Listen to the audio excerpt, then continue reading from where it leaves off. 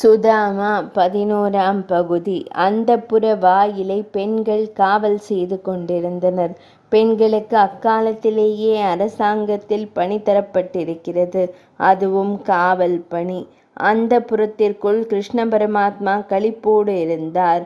அவருக்கு தேவியர் ருக்மிணி, சத்யபாமா, ஜாம்பவதி உள்ளிட்டவர்கள் அருகில் இருந்தனர்.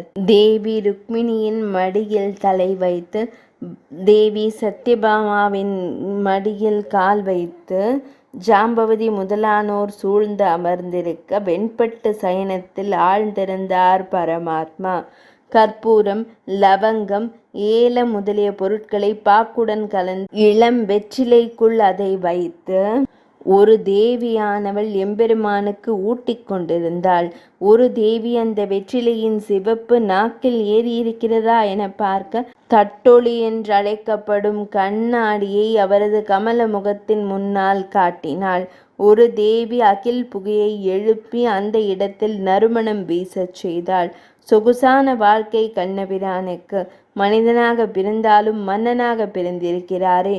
அன்றொரு நாள் குற்றவாளிகளை சுமந்து கொண்டிருக்கும் சிறைச்சாலையில் எவ்வித வசதியும் இல்லாத இடத்தில் தேவகியின் மணிவயிற்றில் பிறந்தார் பகவான்.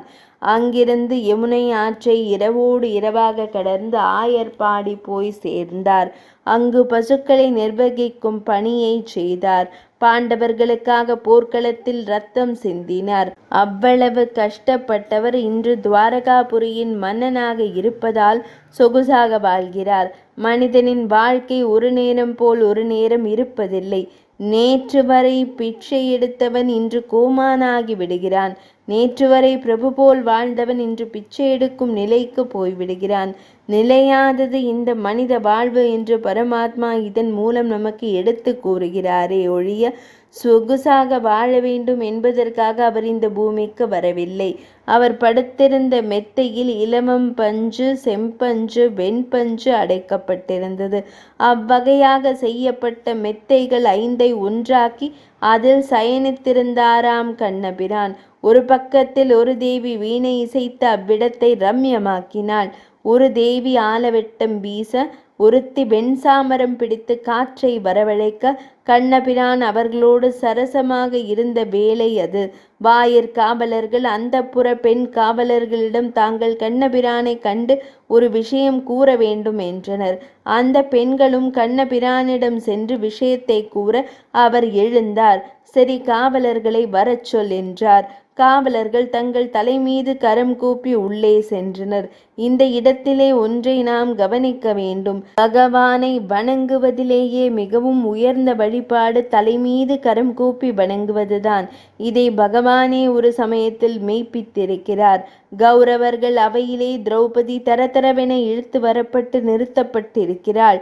துரியோதனன் என்ற கொடியவனும் சேராத இடந்தனிலே சேர்ந்ததால் கொடியவனாகிவிட்ட கர்ணன், சகுனி முதலியானவர்கள் எல்லாம் அவளை இம்சை செய்ய முடிவெடுத்து விட்டனர்.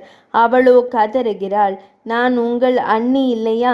தமையன் மனைவி தாய்க்கு சமம் என்பார்களே, நீங்களோ என் கூந்தலை பிடித்து இழுத்து வந்தீர்கள். இப்போது மாற்றான் மனைவி என்றும் பாராம் துகிலுரிய போவதாக கூறுகிறீர்களே. இங்கே வீற்றிருக்கும் பெரிய மனிதர்கள் எல்லோரும் அமைதியாயிருக்கிறீர்களே, இதென்ன கொடுமை என கதறினாள்.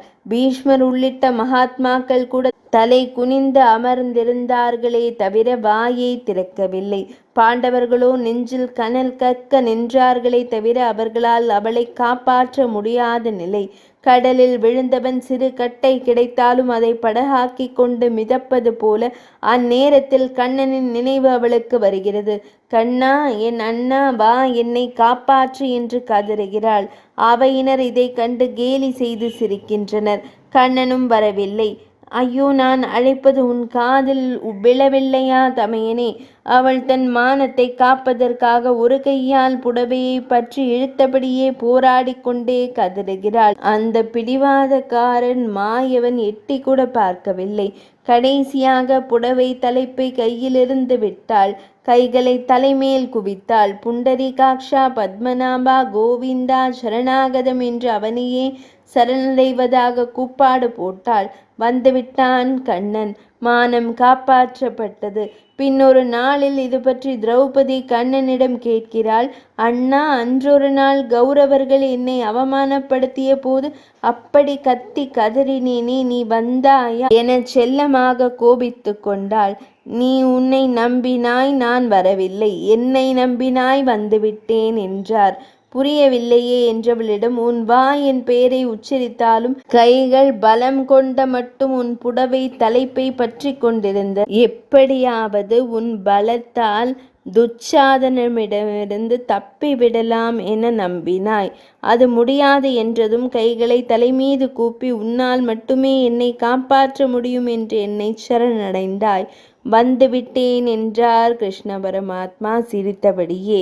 ஆம், நடப்பதெல்லாம் நாராயணன் செயலென்று எல்லாவற்றையும் அவனுக்கே யார் அர்ப்பணிக்கிறார்களோ அவர்களுக்கே அவன் அருள் செய்வான். இதை உணர்ந்தவர்கள் அல்லவா துவாரபாலகர்கள். அவர்கள் தலைமீது கைகூப்பி கண்ணன் முன் நின்றார்கள். 11ஆம் பகுதி நிறைவடைந்தது.